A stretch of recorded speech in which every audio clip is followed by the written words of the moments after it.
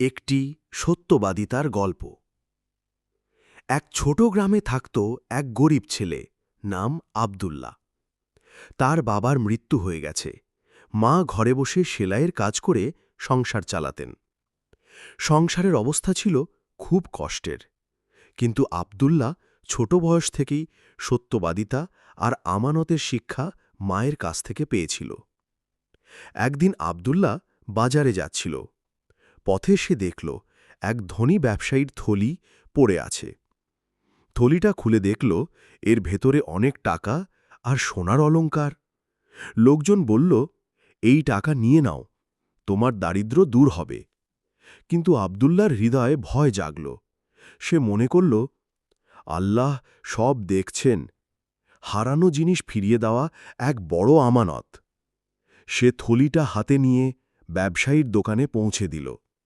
ব্যবসায়ী প্রথমে অবাক হয়ে তাকিয়ে রইল, পরে আবেগে কেঁদে ফেলল। বলল, বাবা, আজ আমি বুঝলাম সত্যবাদিতা কাকে বলে। তুমি চাইলে চুরি করে নিতে পারতে, কিন্তু তুমি আমানত ফিরিয়ে দিলে। এজন্য আল্লাহ তোমাকে দ্বিগুণ দিয়ে পুরস্কৃত করবেন।